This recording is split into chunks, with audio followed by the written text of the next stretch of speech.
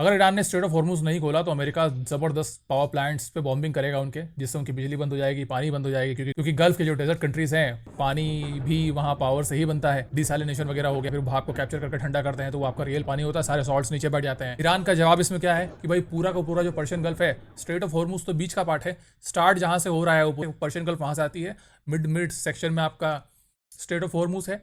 और बोल रहा है कि वहां से जितना भी स्टार्ट हो रहा है और यहाँ स्ट्रेट ऑफ हॉर्मुज तक पूरे के अंदर समुद्र में मैं माइंस बिछा दूंगा, फिर देखता हूँ कैसे एक भी शिप निकलेगा। ये ईरान कह रहा है, क्योंकि उसने सोचा हुआ है कि मुझे $200 प्रति बैरल तक ऑयल की प्राइसेस लेके जानी है। सीधा मतलब है जो दुनिया का 20% ऑयल निकलता है इस रास्ते से कंप्लीटली ब्लॉकेड कर दूंगा मैं, एक भी शिप वहां से निकलने नहीं दूंगा, माइंस बिछा। और लेबनन में इसराइल ने ब्रिज तोड़ दिया है। लेबनीज प्रेसिडेंट बोल रहा है कि भाई ये अब ग्राउंड इन्वेजन की तैयारी कर रहा है इसराइल, इसलिए उसने ये इंट्रोडक्शन कर दिया है। इसको हम सिंपल सिंपल एस्केलेशन बोल सकते हैं। ये वॉर अब एक नेक्स्ट फेज में आ गया है। आज तक की जो हमारी अपडेट है उसकी पूरी पिक्चर हम समझने वाले हैं, और ये वीडियो आप एंड तक देखना, क्योंकि लास्ट में मैं एक ऐसी खबर आपको बताऊंगा जो हमें यानी कि इंडियंस या भारतीय को डायरेक्टली अफेक्ट कर रही है। अब जिन्होंने पहले नहीं देखा उनके लिए मैं फटाफट रिकैप कर देता हूं। 28 फरवरी को अमेरिका और इजराइल ने मिलकर ईरान पर अटैक कर दिया।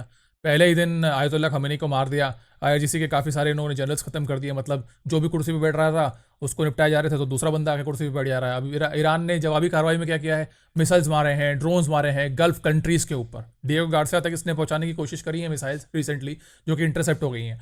खामनेई का बेटा भाई मुश्तबा खामनेई सक्सेसर बन गया है। अभी तक ईरान में 1500 से ज़्यादा, लेबनान में 1000 से ज़्यादा और इसराइल के अंदर 15 और यूएस मिलिट्री के कम से कम 13 रिपोर्टेडली मेंबर्स की जान जा चुकी है। अभी लगभग समझो कि आप 32 लाख के आसपास जो लोग हैं ईरान में घर से बेघर हो गए हैं, और 10 लाख लेबनान में घर से अपने बेघर हो चुके हैं, जगह छोड़कर उनको जाना पड़ा है। और आज 24वां दिन चल रहा है भैया, सबसे क्रिटिकल टाइम चल रहा है आज का। अब आते हैं हम आज की बात पे कि आज का सीन क्या चल रहा है। ट्रंप ने सैटरडे की रात में कहा था कि भाई 48 घंटे का अल्टीमेटम दे रहा हूं, अगर ईरान ने स्ट्रेट ऑफ हॉर्मुज पूरी तरह नहीं खोला तो अमेरिका ईरान के पावर प्लांट्स को डिस्ट्रॉय कर देगा। सबसे बड़े से वो शुरू करेगा, जो ईरान की मेन दिल की धड़कन है पावर प्लांट के हिसाब से। ईरान की जो 80% बिजली है नेचुरल गैस से आती है। इनमें से टॉप पावर प्लांट्स दामामन पावर प्लांट है, Shahid Salimi Neka power plant है और शाहिद रजई पावर प्लांट है। तीनों तेहरान के पास है, तो यूएस को कोई ज्यादा दिक्कत भी नहीं होने वाली है। खैर उनको दिक्कत तो कहीं नहीं होने वाली, पूरी दुनिया में कहीं मिसाइल मार सकते हैं वैसे वो लोग। ईरान के पार्लियामेंट स्पीकर मोहम्मद बघेर कलीबफ ने जवाब दिया है, अगर ईरान के पावर प्लांट्स हिट हुए तो पूरे गल्फ रीजन में एनर्जी और डिसैलिनेशन प्लांट्स जो कि ड्रिंकिंग वाटर की सप्लाई करते हैं वो भी डिस्ट्रॉय हो सकते हैं। एक बॉम्ब का जवाब जो ईरान देगा वो पूरी गल्फ कंट्रीज के डिसैलिनेशन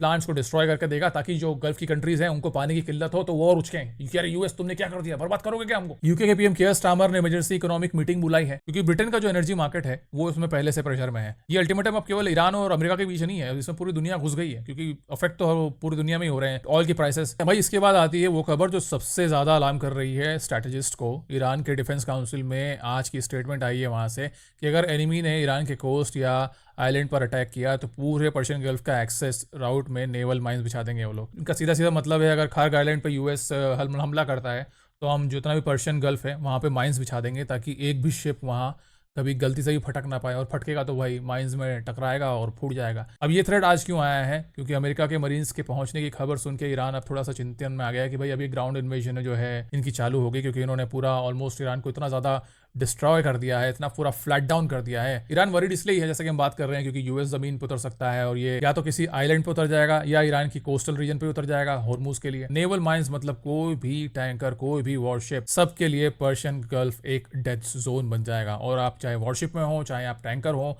एक बार माइंस फटी आपके नीचे से तो नीचे का हिस्सा थोड़ा सा सॉफ्ट होता है, फटा और पानी आपका जो भी वॉरशिप है आपका टैंकर है डूब नहीं लगने वाला है, बचने के चांसेस तो वहाँ होते ही नहीं है। यूके मैरीटाइम ट्रेड ऑपरेशंस ने ऑलरेडी पूरे गल्फ स्ट्रेट ऑफ हॉर्मुज और गल्फ के जितने भी ओमान को थ्रेट लेवल में क्रिटिकल में रखा हुआ है भाई, कि ये जो एरिया है ये बहुत क्रिटिकल में जा रहा है। मार्च 1 से आज तक 21 कंफर्म अटैक हुए हैं, आप समझ लो जितने भी ऑयल टैंकर्स वहां से निकल रहे हैं। और अगर वहां माइंस बिछी जाती हैं तो ये नंबर तो और भी ऊपर जाने वाला है। इसराइल ने लेबनान में लिटानी रिवर के ऊपर जो ब्रिज बना हुआ है उसको टारगेट करना शुरू कर दिया है। डिफेंस मिनिस्टर इसराइल के जो हैं उनका कहना है कि भैया हिजबुल्ला इन ब्रिजेस का यूज़ कर रहा है और वेपन्स मूव करता है यहाँ से वहाँ, ताकि उसको आसानी होती है हम पर हमला करने में। लेबनान के जो प्रेसिडेंट है भैया जोसेफ आउन ने इजरायली स्ट्राइक्स को अनजस्टिफाइड बताया है। सिंपल सी बात है, अगर तुम्हारे यहाँ से इसराइल के ऊपर अटैक करें तो वो जस्टिफाइड है, बट हाँ इनके ऊपर इसराइल अगर जवाबी कार्रवाई कर दे तो वो अनजस्टिफाइड है इनके हिसाब से। आईडीएफ ने भी कंफर्म किया है कि वो लेबनान में अपना ऑपरेशन और थोड़ा डीपेन करने वाले हैं, और उन्होंने साफ साफ कह दिया है कि हम तब तक नहीं रुकेंगे जब तक थ्रेट बॉर्डर से कंप्लीटली हट नहीं जाता उनके लिए, क्योंकि ये तो वहाँ पे हिजबुल्लाह जो आतंकवादी ग्रुप है वो आए दिन इनके ऊपर मिसाइल तो मारते ही रहते हैं। अब बात करते हैं उस चीज की जो आपको सीधा अफेक्ट करती है। इंटरनेशनल एनर्जी एजेंसी का जो चीफ है भाई, उसने मंडे को वार्निंग दी थी कि ये एनर्जी क्राइसिस जो 1970s के ऑयल शॉक्स थे उनसे भी बड़ी हो सकती है। 1970s में क्या हुआ था कि पेट्रोल स्टेशन पर बहुत सारी क्यू लगती थी, जो उस समय के होंगे उनको पता होगा। फैक्ट्रीज बंद हुई पड़ी थी, वेस्टर्न इकोनॉमी जो है वो आपकी रिसेशन में चली गई थी। कई एनालिस्ट तो ये भी कह रहे हैं कि एनर्जी हर सप्लाई चेन को फीड करती है। सिंपल सी बात है, तेल से आपकी ट्रक्स चल रहे हैं, जो आपके जितने भी कमर्शियल ट्रक्स हैं ट्रेल से चल रहे हैं, हर चीज़ आपकी तेल से जुड़ी हुई है। तो ये सिर्फ पेट्रोल तक सीमित नहीं है। जितने भी ट्रेडर्स एक्सपेक्ट कर रहे हैं कॉन्फ्लिक्ट लंबा चलेगा, क्योंकि इस युद्ध से ऐसी एक भी कोई खबर नहीं आ रही कि जिससे हमें ये मालूम पड़े कि यार थोड़ा सा शांति है, थोड़ा मामला थोड़ा स्थिर होने वाला है, थोड़ी बातचीत शुरू होने वाली है, ऐसा कुछ भी लग नहीं रहा है। अब इंडिया के लिए डायरेक्टली कतर का एलएनजी प्लांट, दुनिया का सबसे बड़ा जो एलएनजी फैसिलिटी था, उसमें 17% कैपेसिटी 5 साल के लिए बंद हो गई है, क्योंकि ईरान ने वहीं पे अपना ड्रोन मार दिया है। अभी कोई एक एनर्जी पॉइंट नहीं होता है एलएनजी निकालने का, काफी सारे पॉइंट्स होते हैं, जिसमें से एक उसने डिस्ट्रॉय कर दिया है। और हम तो अपना भाई इंडिया कतर से सारी की सारी एलएनजी इंपोर्ट हम वहीं से करते हैं। गल्फ से ऑयल, गल्फ से गैस, दोनों डिस्टर्ब चल रही हैं।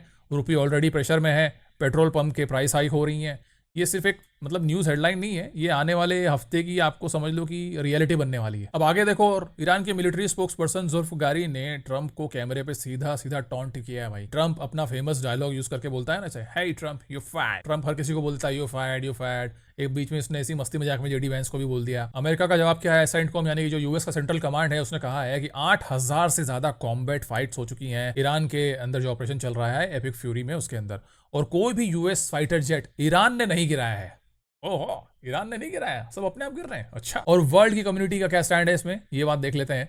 22 कंट्रीज ने straight of Hormuz safe navigation ensure करने के लिए अपनी विलिंगनेस एक्सप्रेस करी है। अब विलिंगनेस एक्सप्रेस करिए कि हाँ भाई खुलना चाहिए, पर वो खुद जाकर थोड़ी ना फाइट करेंगे।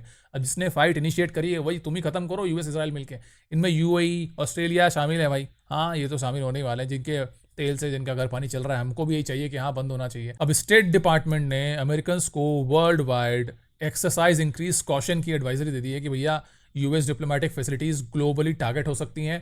अब आप अपना जो है देखभाल खुद ही रखना। इसका मतलब सिर्फ यही है कि जितने भी यूएस के एम्बेसीज हैं अलग अलग कंट्रीज़ में, उनको थोड़ा सा यहाँ पे हिदायत दी गई कि भाई आप अपना सेफ रहो, क्योंकि ईरान के पास जो अब एक बार मिसाइल की जो उसकी कैपेसिटी खत्म हो जाएगी तो वो अपने स्लीपर सेल को एक्टिवेट करेगा। और स्लीपर सेल्स क्या करते हैं, जाके सोलो लोन वुल्फ जाके हमला करना। एक तरफ समझ लो कि आप वर्ल्ड का कोलिशन बन रहा है हॉर्मुज खोलने के लिए, कि भाई एक खेमा है चाहता है कि स्ट्रेट ऑफ हॉर्मुज खुल जाए। दूसरी तरफ ईरान आपका बोल रहा है कि नहीं मैं निकलने नहीं दूंगा, मैं तो माइंस बिछा दूंगा यहाँ पे। ये स्टैंड ऑफ अब कितना बड़ा है आप खुद समझ लो, कि जहां से 20% वर्ल्ड का ऑयल निकल रहा है, एक साइड चाह रही है निकलने दो यार, अपना खुद जियो, दूसरों को जीने दो। दूसरी तरफ ईरान बोलेगा नहीं माइंस बिछा दूंगा। गजब काम। तो दोस्तों अब यहाँ पे होगा क्या, हमें ये देखना होगा। ट्रंप 48 घंटे का अल्टीमेटम तो दे दिया है, इस वक्त उसका अल्टीमेटम एक्सपायर होने वाला है। समझ लो अगर आप आज का टाइम लेके चलो, आज की डेट लेके चलो, तो रात के 11:53 के आसपास उसका जो अल्टीमेटम है वो 48 आवर्स वहाँ पे ख़त्म होते हैं। पहला, ईरान झुक जाए, हॉर्मुज खोल दे। अनलाइकली, ऐसा होने नहीं वाला है, क्योंकि अगर ऐसा करना होता तो जो उनकी कुर्सियां बदल रही हैं बार बार, कि नया चेहरा आके कुर्सी पे बैठ जा रहा है, नया चेहरा आके कुर्सी पे बैठ जा रहा है, बट उनकी डॉक्ट्रिन तो उनके पास सेम है। सब वो हर जो भी बंदा आके उनकी कुर्सी पे बैठ रहा है, चाहे वो आईआरजीसी का लीडर बने, चाहे वो इनका सुप्रीम लीडर बने, उनके पास एक गिनी चुनी फॉर्मेट है, उसमें कुछ क्लॉज लिखे हुए हैं, वही क्लॉज उनको फॉलो करते हुए अपने कंट्री ईरान के लिए डिसीजन लेने हैं, वो लोग वही कर रहे हैं। दूसरा पॉइंट क्या है इसमें, अगर अमेरिका आपका जो है ईरान के पावर प्लांट्स पे स्ट्राइक करता है, तो ईरान तो पूरा बोल रहा है भाई मैं पर्शियन गल्फ में माइंस बिछा दूंगा, एक भी तुम वहां से निकाल के दिखाओ, फिर ऑयल टैंकर या फिर वेसल्स निकाल के दिखाओ वहां से।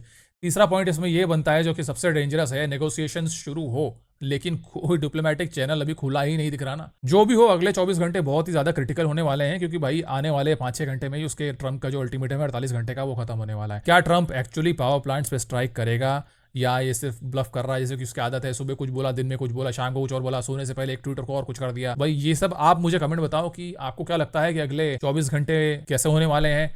अब एकदम से जो 48 घंटे का टाइमर खत्म होगा, ऐसा तो है नहीं कि तभी वापस से B2 बम्बर कुछ लेके आ जाएगा ईरान के ऊपर। हो सकता है कि उसके बाद और कोई प्लानिंग करे और उसके अगले 48 घंटे में कुछ ट्रम्प करे, पता नहीं। तो दोस्तों नीचे कमेंट करो, लाइक करो, ताकि मुझे बताओ कि आपको कैसी कैसी इन्फॉर्मेशन चाहिए, कैसे फॉर्मेट में चाहिए। चैनल को सब्सक्राइब कीजिए, बेल आइकन को दबाइए जरूर से जरूर। और भारत जियोलेंस में एक बार फिर से आपका बहुत बहुत स्वागत है। मैं चलता हूँ, आगे दीजिए।